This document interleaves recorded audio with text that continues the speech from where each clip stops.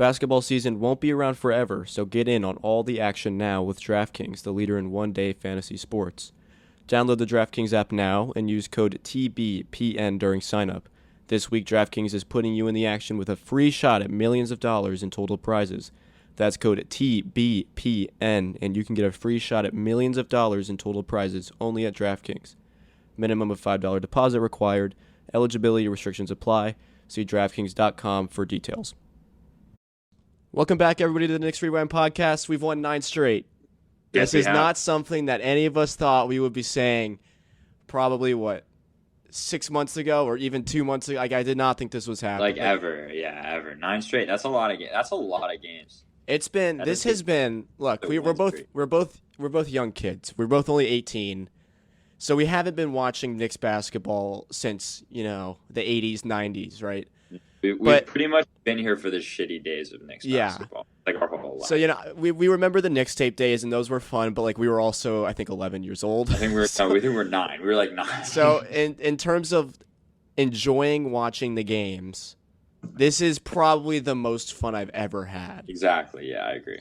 Also, I do want to say before we get into the talking about yesterday's game against the Raptors, and then we'll talk about tomorrow's game against the Suns, which Owen and I are lucky enough we're going to the game at the Garden, which is gonna be really fun. And one more thing, we have someone join the show. We're gonna use our longtime friend Nick Deal. He's gonna be a little producer role. He's gonna look up stats for us because we're never seem prepared.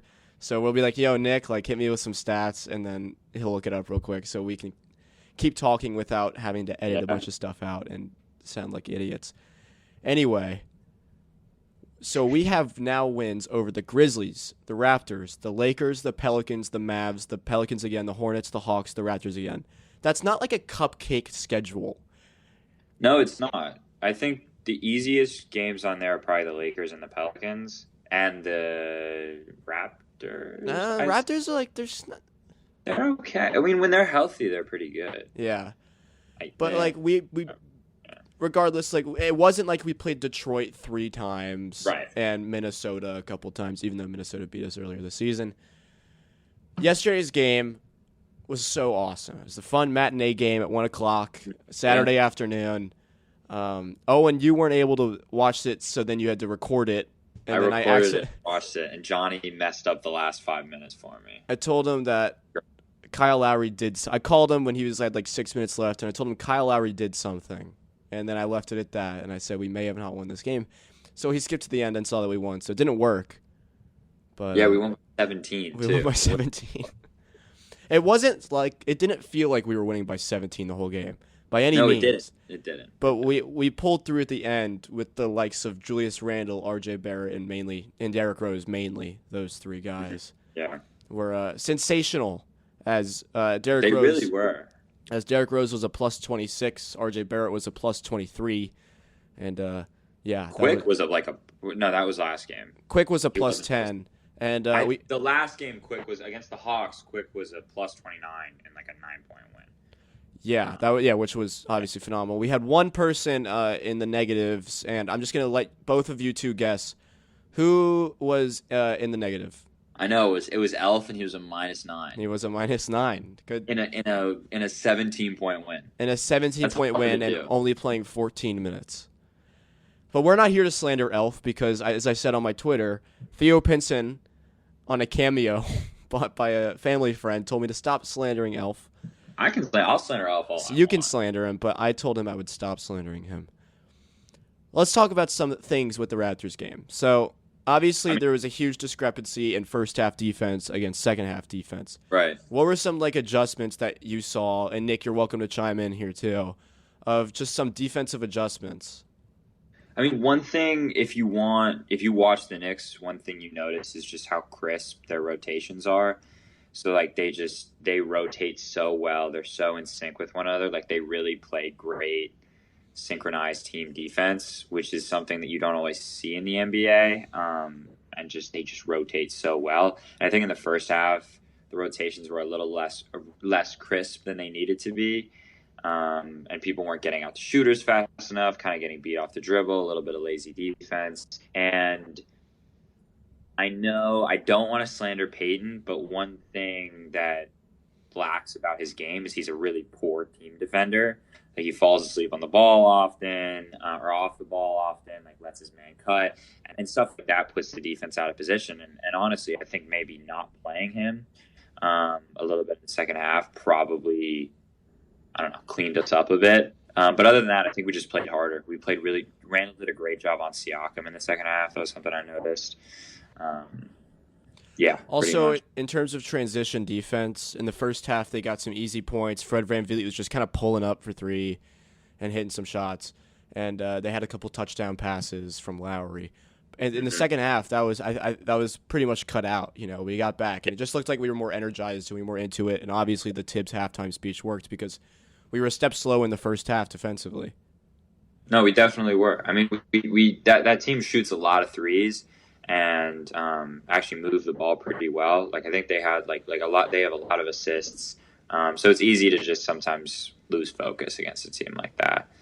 But we did a good job at getting it back. So recently, and it's been pretty much this whole win streak, Elfrid Payton has not played the end of the third or the whole fourth, generally speaking. Yeah, it's been a lot of rows. Even if it's him coming in mid third or like mid to late third when Payton usually comes out, he'll play like the rest of the game sometimes. Yeah. And I think quickly will take some of those minutes, but how much of recent success can you attribute to Elf not playing down the stretch? I think it's less of an attribute to Elf not playing and more of an attribute to like the way that Rose has played over the past 9 games. I believe, like I'm a firm believer that this team is better when Payton's not on the floor, and the numbers back that up. But I will throw out some numbers real quick so we actually have those numbers. I noticed something on Twitter today about off and on rating. There are, in terms of people who actually get minutes, the only people who have a negative plus minus per 100 possessions are Elfrid Payton. Mitchell Robinson's on there, but he hasn't played at all this season, really. Kevin Knox, Frank Ntilikina, and Theo Pinson, who's a minus 20. But he doesn't really play. And so he's the only one who gets real minutes this year is Elfrid Payton, and he's in the red. So continue what we were saying. I just wanted to throw that out. So I just got the stat pulled up, and Elf is so on-off rating is like how positive the team is when this player is on versus how like negative or positive they are when they're off. So on-off rating, the Knicks are minus 7.8 points when Elf is on the floor versus when he's off the floor. For contrast, the Knicks are plus 13.9 points when Derrick Rose is on the floor versus when he's off the floor. So second best on our team actually is Quickly. So I think that's hold on. You're skipping someone. Oh, no, I'm not. Norvel Pell is a plus 40. Norvel Pell.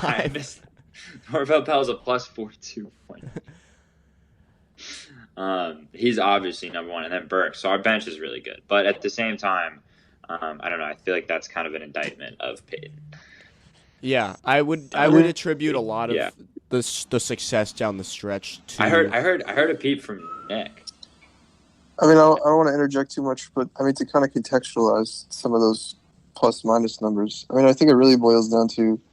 I mean, I will commend Payton for. I mean, our offense can become stagnant. Despite him being in, he's always been the north-south guy. I mean, he's not afraid to drive in the lane, as he's shown a lot this year, and put up shots and kind of get the defenders moving. But, I mean, when Rose is in, he does the same thing. Plus, he has way more of an outside shot that the defenders have to respect. So when, he is trying to create those driving lanes, he attracts more attention than Elfrid Payton would, where, I mean, they're running, like, complete drop-back coverage. And then when he doesn't have the ball in his hands, whoever else's ball handling is pretty often double teamed. Right, and it just opens up the entire offense because there's obviously shooting is one of the most important, if not the most important offensive skill, and when you have that, it opens up everyone else's game significantly.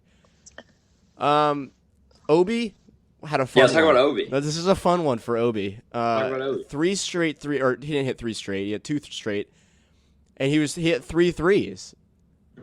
And they were all like big momentum shifter threes too. It wasn't like they were just like garbage time three. Like he was productive in 8 minutes and 38 seconds. You know, he's a plus 10. Yeah, he was. So shout out Obi. And it was fun. It got the bench going, it got the crowd going, and it's just an obvious confidence boost. And I'm happy for him. Easily the best game I think he's kind of played this year in terms of, like, I noticed his defense was really good also. He was just kind of active, just everywhere. And if he's hitting open threes, because he's going to get open threes, it's a big boost to that bench offense. So I was very pleased with that. It was also fun. It's just fun to, like, he's a fun guy to root for. Mm-hmm. But yeah, it was good. He played well. Yeah, that's kind of all I have on Obi. That's kind of all I have on Obi too. Yeah, I do have some RJ stuff. Because RJ, hot take. I know I just said this about Obi, but I thought this was one of, if not the best game RJ played all year. All year might be a stretch for me, but it's definitely up there. Like he was phenomenal. He shot 50% from the field. He had 3 threes. He had 12 boards, 4 assists. Was a plus 23 and 25 points. And not all of them. Like he had one big offensive rebound where he just grabbed it and went right back up with it. And I was like, I love it. Great boards. Like he snatches the ball. Yeah, and he's really aggressive on the glass, and it's awesome because it's just an aggressiveness at the sun. Because he doesn't always make these, and he did this against the Mavs too. Like he wouldn't always make them inside, but he would just grab it or tip it right back up because he never gives up on the play. And we don't see a lot of RJ ISO. It's always Randall who actually leads the league in isolations. And I think it's like in the 800s. I think if Harden weren't to be injured, I think it would be Harden. Fair. But since Randall's played all but one game. Oh, these are total isolations. Total, it's not averages, yeah. Yeah. So he leads the league in total isolations. So we don't get to see a lot of RJ ISO, but there were times, and we saw this a couple games ago, where Elfrid Payton wanted the ball back, but he was just like clear out of the way. I don't remember who was guarding him. Yeah. But if you remember, and then he went to go get an easy bucket. It was someone on the Mavs. Nick, do you remember? Oh, JJ. Was it JJ? I think it was JJ. No, it wasn't JJ. Whatever, that's beside the point. I think it was Kleba. Maybe not Kleba, because Kleba's actually a good defender. Okay, but he did this a couple times. He posted up JJ. Okay, yeah. And then he would get the ball downhill today. He'd be like clear out, and he had Yuta Watanabe on him. And it happened to put Watanabe on RJ. That was a rough. And then RJ was just like, yeah, like I'm taking this guy to the rim, and it worked like 3 times. He got an easy right-handed layup on one. He got an and one on the other, and then another layup on the other. So I want to see more of that from RJ because his ball handling is something that I want to see improving. And I think the more opportunities he gets to just take guys he knows he can beat and everyone else in the arena knows that he can just beat off the dribble, the better and more comfortable he'll get to do that. Yeah, I mean, that's his next step in, like, making him, like, a really good player. He's been a really good player this season, like, to being a great player is, like, that elite ball handling and, like, off the dribble shooting ability. Like I think that's the next step for him because the way he improved, and I believe he'll get there because of like how much he improved this year in literally every category. Mm-hmm. So I don't know. I definitely think it's a big step for him. I think the handling was nice. It was nice. Was great. Yeah, I think that along with being able to develop some sort of back down post game, he doesn't need it, but having that like you said, he did that against Redick. Against the Mavs the other day. But he tried to do this against Van Vliet, who, when you guys were talking before the show, you were like, yeah, he's a pretty bulky dude. Like he might be short. He might be short, but he's thick. So RJ just needs to develop a move rather than using his strength like in the post, because when he has Fred Van Vliet on him, I want to see RJ score. I don't care how strong Van Vliet is. Also, the thing is, like, every great wing scorer in the NBA right now has an elite post game, like an elite mid-range game. Like Booker, Bradley Beal, Harden can post up a bit, but not a ton. But the mid-range game, people say it's died. I don't think it's died.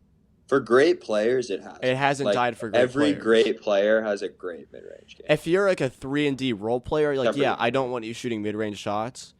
But if you're Devin Yeah. Booker, like, he is, like, those guys are automatic from mid-range. And if RJ Automatic, can yeah, develop some exactly. sort of dribble pull-up, which he doesn't shoot a great percentage on, I think it's like in the 30s. So he doesn't shoot a great percentage on like mid-range dribble pull-ups. But if he Yeah. can develop some sort of that where he's creating off the pick and roll, it'll open a ton of stuff up. I don't like when he backs guys down and then takes these like fadeaway Those little 9-footers. jumpers, yeah. Those I feel like never go in. No, I think like it's about like just being able to like hit pull-up jumpers. You know, like hit shots, hit those shots off screens. He's had a nice little dribble pull-up a few times this year, but just to be able to come off a screen and just hit a pull-up jumper, also off the dribble threes. But I think he goes to the basket so much and more than like Beal and a Booker would. So I think that kind of will even itself out. It just needs to like be in the bag if necessary. Okay, so actually, no. Let's talk about Randall, and then I have a quick question for everyone. Talk about a bag, man. Randall's like disgusting. No, Like this his dude is bag- all NBA, MVP conversation. He won't win it, obviously, but like he is in conversations. All NBA. I'm giving this dude the max contract. I Is this just the am. question? Huh? Is this the question? No, my question is completely unrelated, but Okay. that's a Still good not there. segue. Nick, I want your input too. Are you giving him the max? I don't know if I'm there yet. I'm close. How are you Close. not there yet, Nick? Because it's one season of success. It's the only reason I'm worried. But everything he showed this year, I just want to see if he can sustain it for. I mean, I feel like we have to make it this offseason, so I think we have to take that gamble. So I think, and then Nick, I want to hear from you. There's been enough game. I've had a big enough sample size where I'm like, okay, this dude has really revamped. Like he is different now. He knows, He's a different shooter, he man. knows how to win now, and he knows what he has to do. I thought he always had the skill, aside from some of the 3-point shooting. No, which he has become a ridiculous shooter. He's he shoots like unbelievable. 45 from the mid range. Some of the threes he hits, It's man. unbelievable. I think, look, this dude wanted to come to New York. He's Yeah. given us a winning season for the first time in 8 years. I think you just got to do it. I And think I we have think him the it's best. just he's completely revamped the culture of this team. And Yeah, it's all him. It's all him. yeah, Nick, go ahead. I mean, I agree. I agree with both of you. I mean, if we do have another year, Randall, though, on like a pretty team-friendly contract, and for that reason, we definitely have the luxury of giving another year to see if the play sustains. I mean, at this point, I'm convinced just because of watching him last year than watching him this year, and like at this point, a guy last year who you don't want shooting threes, and then the guy this year who, when he shoots a three, I expect it to go in. Yeah. I mean, that's just is one example of kind of my trust in Randall. But I mean, also, the max contract at this point in the NBA just kind of scares me, if I'm going to put it Yeah. blank. But I don't know. I mean, you've seen Randall has been pretty sustainable this year. Not to like give him the injury jinx, but I mean, we've seen max contract guys get injured. We've seen. Yeah, but that can happen to just- anyone. It's not. I mean, yeah, like It's true, and it's less the injury bug concern and more so just like this team. The only like hopeful part of this team in the past few years has just been our flexibility, and we have so much cap room. And as uncomfortable a conversation this is to have right now with all the success, I don't know There's so many different directions this team can go in the next. I mean, yeah, we between have the a next lot 1 of to moves 3 to make. years. Yeah, we So, do. I feel like, though, if you have a player like Randall who's as talented as he is, like, those are hard to find. It's just like, we Right, love Randall. Like, we did not, Scott Perry and Steve Mills did not deserve to, like, fuck around inside. look, Julius Randle is never going to be the best player on a championship team, but giving him the max But contract he can be, you know what? He can be the second best player in a championship. I think he could too, and I think giving him the max contract is the start of like, all right, we believe in you. You're a guy. Now let's like go win. Like if Pascal Siakam can be the second best player on a championship team, Julius Randle can definitely be the second. I think best player. Lowry was still the second best player. I know, but I think if Kyle Lowry can be the second best player in a championship, Right, team, you're right. but, I fully agree with you. Okay, I want to throw something out there unless you guys have Sure, anything go ahead. else you want to say about anything else you guys want to say about the Raptors game. No, I think great game, best win of the year, or one of the best ones of the year. Nick, do me a favor and pull up Jayson Tatum stats. I have a On the question. season? I have a question, and initially you might be like, "This is stupid. Why are you asking this?" Julius Randle better than Jayson Tatum. No. Right now, if you're the New York Knicks, I lost you. What'd you say? right now, if you're the Knicks, and you're not focused on necessarily winning a championship right now, do you want RJ Barrett at 20 years old or a 23-year-old Jayson Tatum? You might think I'm crazy, but look at the stats. And It's not about the stats. No, I know. About, it's about like the play styles, playoff success, winning. No, I'm talking about. I was thinking about contracts. I mean, Tatum would be a weird fit with Randall, but I mean, I don't know. Nick, I'll let Owen go first. pull up his second year stats. His second year stats. And I mean, that's okay. So RJ averaged. Here's the thing. Here's the thing about Tatum. He just has shot making ability that not a lot of guys have ever, and he's so young, and he's averaging 25.8 a game. Like, but do you think in 3 years RJ can get to that? Tatum could always kind of make shots that I don't see RJ making. Have you seen Tatum? I mean, I didn't watch. I'll admit I didn't see that much Tatum in his second year. But I mean, have you seen that like bag of tricks that Tatum has, where he's just like in the ISO and he has that like 18 different drop step? Yeah, he has like 15 different drop step moves. That's the only thing. He's just like, you don't come across like RJ will always be like a really, really, really good player. I don't know if he can be a top 5 player in the NBA. I think Tatum can. All right, just let me give you the stats, though, because this is just where it's coming from. But I don't disagree with you. You know? So RJ Barrett is averaging 17.6 points per game. Nick, now then you read what Tatum averaged at age 20. Tatum at age 20 put up 15.7 a game. He averaging 3 assists. Tatum's got 2.1. Total rebounds 5.7. Tatum at 6 flat. Field goal percentage 45%. Mm-hmm. Tatum on 4.5. Yeah. And 3-point percentage is 39. And Tatum's about 3.7. I will say something about this. What's Tatum's 3-point percentage? It's 3.73. They have the same amount of 3-point attempts and same amount made. No, percentage, Nick. Yeah, 37.3. Yeah. Oh, 37.3%. Yeah. Oh, okay. Never mind then. I was mishearing you. I mean, I don't know. Look, it might be ridiculous, but I don't think it's necessarily that. I don't think you can just scoff at the question. I'm not scoffing at the question. I don't think you can. I think at this point it's fair not to scoff at the question. Mm-hmm. To see Tatum go from, he went from 15. You say I mean, I know he went from only had 15 and RJ's got 17 this year.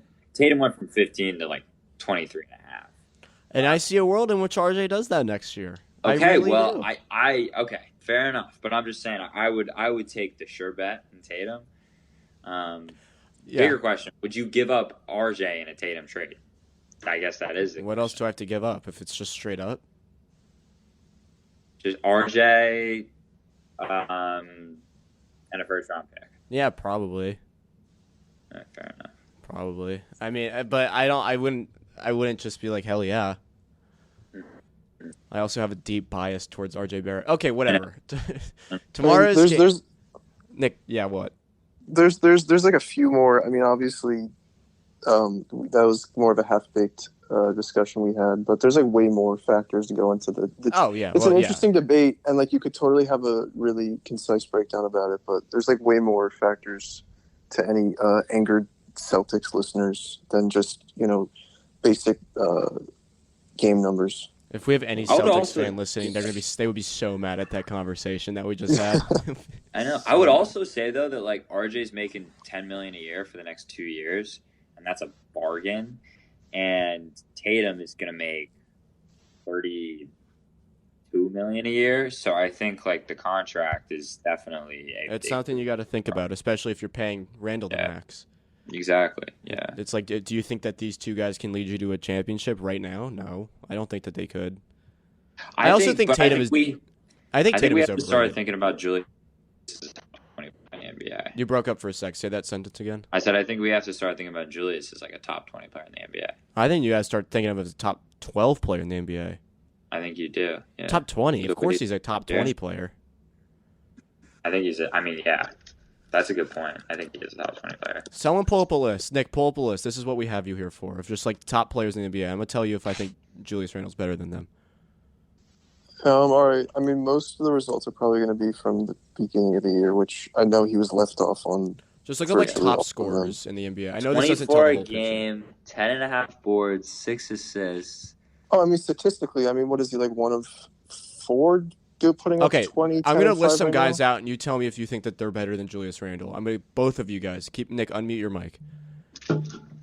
And some of them are going to be obvious, but I'm just going through a list here. Okay. Steph Curry. Yes. Nick. Wait. I'm counting. Do I think Randall's better than Steph Curry? Yeah. No, I'm saying no. I meant to say I thought you said Steph is better than Randall. No, I did say. I'm saying, do you think Steph Curry's better than Randall? Yes. Yes. Okay, Bradley Beal. Yeah. Yeah, I don't watch enough Bradley Beal. I mean, I'm not even gonna go and say that I know. Damian Lillard. Yes. Yeah. Luka Doncic. Yes. Giannis. Yes. Zach LaVine. No. They're pretty. I don't. They're I pretty think close. No, no. I would take Randall over. I think in that point you just look at who has the better record, and we have a way better record than them. So yeah, keep lists. So yeah, Kyrie. Yes. This one's interesting. Yeah. Zion. Yes. I don't know if I would go that far, just considering that we're winning. Randall's got the 3-point shot. He doesn't. I know the efficiency is off the chain, but we can count it. I just think Zion's just been so efficient. Yeah, you can count Zion. Count Zion. I would say If Zion was on a better team for a player, the Pelicans have more talent than us, arguably, and they're still worse. But they got this worse. All right. I just think Ingram is I'd take RJ over Ingram. Donovan Mitchell. Yeah, Ingram's been rough this year. Donovan Mitchell. I wouldn't take Donovan Mitchell. I wouldn't take Donovan Mitchell over Randall. Yeah. Jokic, I would. I think Donovan's underrated. Yeah, I mean, yeah. This one's Donovan's 50-50. This one's interesting. Jayson Tatum. Yes. Yeah, I mean, I also just don't watch I watch Randall every night, so it's really easy for me to assess him. Kawhi Leonard. Yeah. This season. Yes. No, overall, who's a better player, Kawhi Leonard? Trae Young. No. No way. No. Booker. Yes. Yeah, he's been rough recently, but yeah. Jaylen Brown. Yeah, Jaylen Brown is a weird year, but I really like Jaylen. I really like Jaylen Brown, but no. He has a nice game. Yeah, he's got. And now we're getting into the Colin Sexton. Yeah, no. Hell no. Brandon Ingram. No, hell no. Paul George. Ooh, Paul George is good. Paul George has been a stud this year. Yeah. I would take Paul George over Julius. Okay, so I just listed everyone that was ahead of Julius Randle in scoring. Randle's 20th right now. I just listed 19. Yeah. Okay. I know scoring doesn't tell you the whole thing, but when you get down below Randle, it's like Vucevic, Jeremy Grant, Russell Westbrook, Malcolm Brogdon, Jimmy Butler, who might be better than him. DeMar DeRozan, Jamal Murray, Pascal Siakam. I think the only one that might be better than him is Jimmy Butler. Yeah, okay. I would agree. So, okay, I think he's a top 17 player, 15. Yeah. You also didn't list Durant or Harden. Why aren't they on here? You didn't list them, though. Probably games, maybe. They're not on this list. I know, that's what I'm saying. But okay, we'll be safe and say you were right initially with your top 20. That estimate was correct. Top 20 is a good class to be in. Yeah, and the top 20 guys deserve max contracts. You also didn't list Joel. Where the hell? Yeah, all right, whatever. It doesn't matter. I'm sticking with top 20. I can make an argument against Bradley. Who'd you take, Julius Randle or Ben Simmons? Julius Randle. I love Ben Simmons. I really like Ben Simmons, but of course I would take Julius Randle. I completely agree. Okay. Just curious. Because some people take Ben as a top 10 player in the NBA. No, I don't think he is. Okay. I think offensively he's tough to watch sometimes. Yeah, I agree. All right, tomorrow's game against Phoenix. Oh, and you and I are going to the Garden. Very excited. First game, first COVID game that we're going to. We're going to try to get the crowd rocking with some chants. I'm going to try to get some Theo Pinson chants going just to support the boy. But, okay, Phoenix is on a back-to-back. They just lost to Brooklyn. Nick, rewind. Yeah. Brooklyn was, I think they were in control for most of the second half. Correct me if I'm wrong. I watched bits and pieces of the game, and I watched the highlights, but I could be forgetting something. Phoenix, I've watched a pretty good amount of times this year. They're one of the teams I've watched more often this year. They're a fun all-around team. I like watching them. I love Phoenix, yeah. I expect Mikal Bridges to be on RJ. Is that a fair assumption? I think it is a fair assumption. Who's a phenomenal young defender. So I'm going to be interested to see how Could have RJ... been a Nick. This could have been a Nick. Should have been a Nick. You and I both wanted him. I can't believe that we had, right after Knox got picked, Shea, Miles Bridges, Michael Porter, and who's the guy we were just talking about? Jerome Paul Robinson was also Yeah. one Paul of them. Bridges all went after. That's crazy. I was listening to this thing, out and on 5 really good players. I was listening to Bill Simmons talk about the Knicks the other day, and he had a pretty fair point. He said, look at where the Knicks are right now. Imagine if they hit one of these top 3 lottery picks, top 10 picks, Frank, Knox, and Obi Toppin. Obi is early, so I'm not done with him yet. But imagine we had one of those guys was just another solid starter, just another solid producer on this team. That's the problem. We didn't. That's what I'm worried about with us in the future. Is we didn't hit on any of those picks. That's the problem. Is we've hit on 1 out of the past 5. Well, even pick a decent rotation in terms player. of lottery players, yes. You could argue that the Mitchell Robinson, although he's not healthy, and the Quickly picks made up a little bit for it. Yeah, but it would Quick still is, be Quick's the big one. Yeah. Quick is the big one. I think if we just hit on one of those and had a guy like Mikal Bridges on this team, we would be able to compete with a team like Milwaukee. I think that. What's crazy also is Bridges is like the worst of the players that I've listed. Like imagine if team had Shea. I know. Team had Shea. Are you kidding me? Or Michael Porter's becoming a stud. Yeah, he's got one of the smoothest looking jump shots I've ever seen. Oh my god! He had 39 the other night. Yeah, I saw that. I was really happy. Like Knox averages like 2 a game and doesn't get. Knox had 8 kills in a Fortnite game though. On Friday night, he had a nice 8-kill game. Do you think go easy on Knox, man? Of course, he still plays. He pulled out the draft night. We're a Fortnite draft night. I knew it was over from that. Knox isn't totally untalented. I mean, I think look, it might be over with Knox. It's over. Yeah, he's shooting 39% from I have a 3. question. Who do you believe more in? Fuck, I knew this was coming. Frank or Knox? Or Obi? Wrinkle. Or Obi. If I had to pick one of those 3, I'd go Obi because he still hasn't fully let me down yet. I know, but they're all the same age. Yeah, but in terms of like NBA experience. Right, I know. No. I believe more in Obi too. But. Frank is my favorite out of those 3, but he is probably last. Really? I would take Frank over Knox. Yes, and having a future. I might take Knox over Frank just because of the 3-point capabilities he could have. Yeah, but I just literally don't see Knox ever being playable because of his not his defense. He's just a negative player on the floor. His body language also always sucks. It's hard to explain. Like, have you you've come away from games with Frank being like, wow, Frank made an impact, right? Like you really, and he couldn't just do that. He just couldn't do that consistently. But Knox, you've never come away from a game being like, wow, Kevin Knox, he was what we needed. What about summer league? What about when he won in the summer league? Yeah. What about the month he won Rookie of the Year in December, or Rookie of the Month in December? The thing is, when we won 17 games. He was worst in ESPN's Real Plus Minus his rookie and his sophomore year in the NBA. Say that again? According, ESPN's Real Plus Minus. Yeah, I know Real Plus Minus is actually good. I think it's a good stat. It's a decent stat. He was last his rookie and his sophomore year. In the whole league? In the whole league. Both Jesus years. Christ. He was dead last. All right, Like, so 5'90", you've whatever. swayed me because you're right. I think your point about have you ever walked away from a game being like, wow, Exactly. which one made a big impact? I think I've said that more about Frank. I would say he has more talent. Just like Just like 6'9" wing.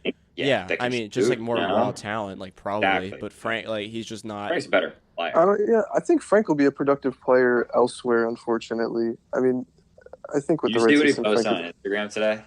I think I did, but I don't remember. He had some like corny caption that was I was like, damn, he's gone. Because it Oh, was no. like, oh fuck. it wasn't Hold like, on, I'm looking he it up. said, what did he say? He said, I grow stronger and get better with each test from God. My faith lies within him and myself. I don't quit. So he's I don't know if committed. that's like. I don't know if it's Yeah. I don't know if it's daunting, but it's like he's here. Like Frank will be great. think I he's want like- him. I just want him to be great. Like I want. I just want him to be a Nick. I just want to watch him. I just want to keep the Instagram posts of his outfits and coming to the I games. just want him. Can you imagine Frank like being good consistently for our team? Like how fun would that be? Yeah, because we've been Frank fans since before we drafted him. Like if You and he I were becomes literally in great- 7th grade watching Draft Express videos, and we were like, "This dude Frank Titalinka, like he's gonna be a stud." So we're all in on that. Love We've been that. in on I will Frank. love that kid forever. He will be like my favorite Nick of all time. We both have his. We're both rocking his jersey tomorrow at the I game. don't know why. Yeah, exactly. I All don't right, know we why. completely lost track of the Phoenix game. You get us talking about Frank. It's tough We to yeah. It's talk tough about to Frank resist. for hours. I want to talk about Aiton really quickly because there aren't a ton of guys in the Weird NBA like player. Aiton anymore. There's not. You don't see a lot of an Aiton builds, 8 types these days. But I think Nerlens might struggle a little bit with him because Nerlens is skinny. I don't know how I feel about Aiden. I don't know. Aiden is like, imagine this is for the Suns. Imagine if they hit on the Luka. They pick Luka. Yeah, I mean it's just how this shit works. So. I mean, they'd have. Not been the player that you hoped. I think Aiton's he playing was well here. recently. He's a good player. I do not mind Aiton. I think he's got a nice touch, and I think he's really strong and big. And so I'm an Aiton believer. I think Nerlens might struggle a little bit because Nerlens is more of a shot blocking. He's. I think we'll see a lot of Taj. I think we'll see a lot of Taj just We trying to should see a bully lot him of out of the Taj. paint and just using a good old grit against a I love physical Taj. player. I love Taj, and I think we've seen Taj have success against Aiton types. Like a Howard. Like Nerlens Noel struggles with the big bulky Yeah. guys. Nerlens Noel is better, blocking a shots by Brandon Ingram and Siakam. He's better at blocking Yeah. them.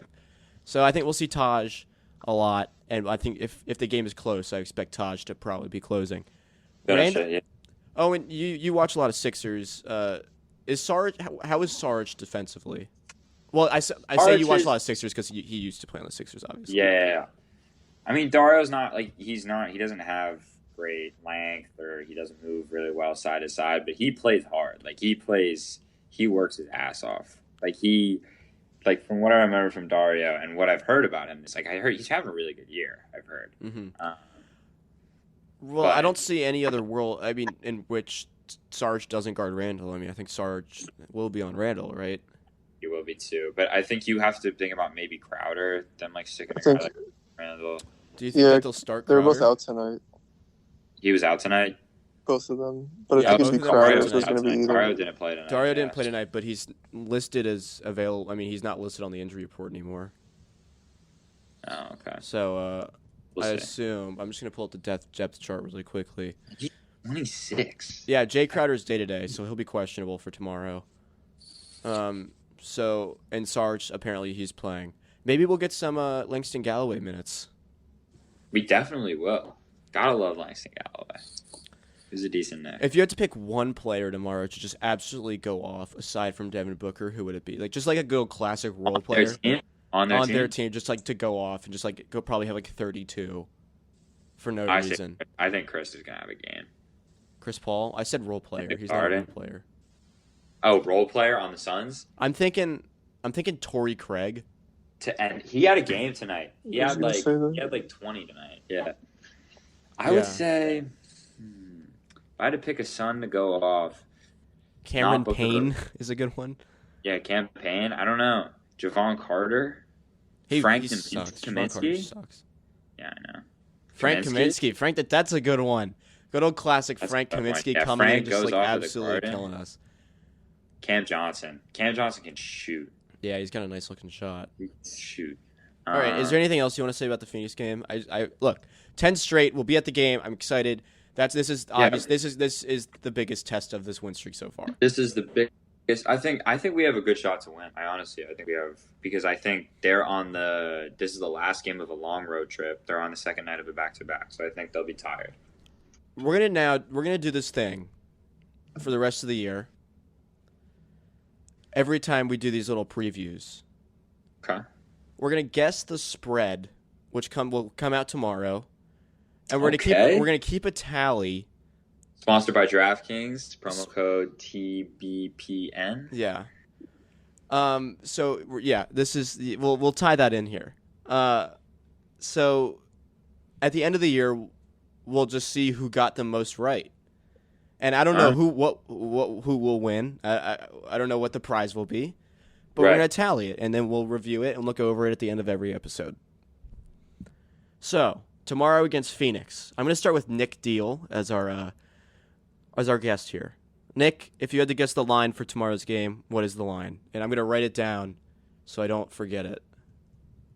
The line, I mean, I think Vegas is. I haven't eyed many of the lines recently. I think Vegas might kind of favor us just because of the back-to-back. Not actual favorites, but they haven't been though. They disrespect us so much. No, they do. We were even against Toronto.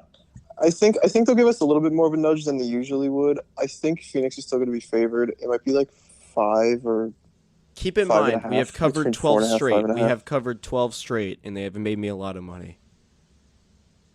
I say Knicks 5.5 or 4. I say Knicks 5.5. That was my guess. I was gonna go 6.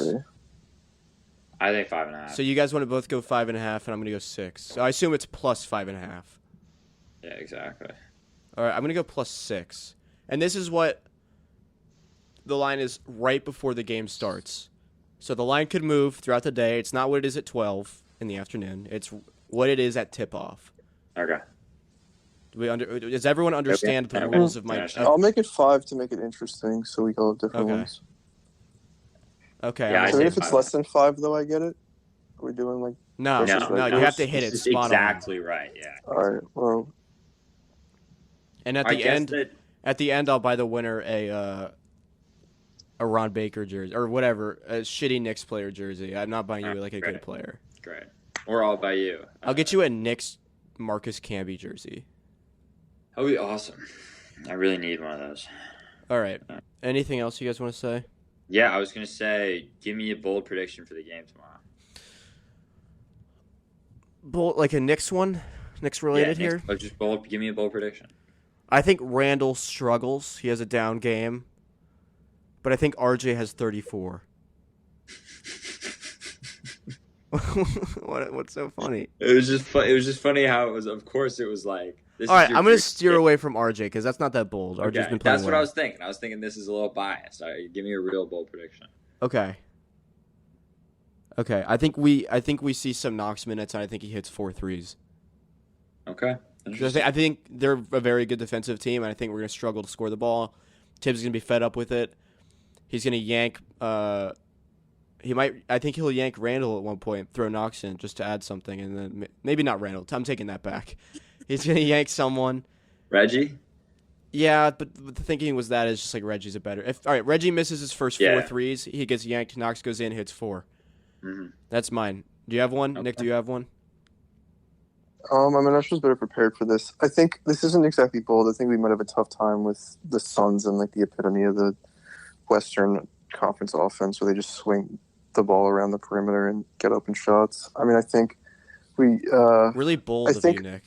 I think our second half, like 3-point, like teams shoot terribly against us in the second half on this 9-game win streak. I think that kind of comes to an end tomorrow, and I hate to say it. I think they torch us from 3 in the second half, and the game's like over by the end of the fourth. That's a fair prediction. Owen, go ahead. I hate to say it. Knicks win. Fuck out of here. We've won 9 straight. Do something more fun. I can get behind that. Knicks win. All right. I'm all in on that. We're underdog. We're underdogs, so I think that's fair. We've covered 12 straight. Do we cover? Knicks win, and Reggie Bullock has his best game this season. Oh, nice. I don't see us winning tomorrow, really. I hate to be. I don't think we cover or win.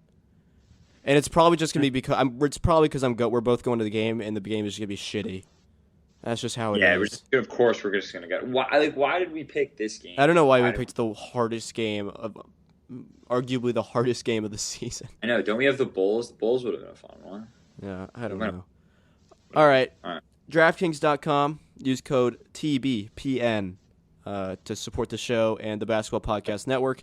You can find all the other shows on the basketballpodcastnetwork.com. Thanks for listening, Nick. We hope to have you back on the show as many times as possible because it was nice having a third person's input and also someone else to read Jayson Tatum's 20-year-old stats. And yeah, we'll be at the game tomorrow. And if you hear Theo Pinson chants, just know where it comes from. Peace.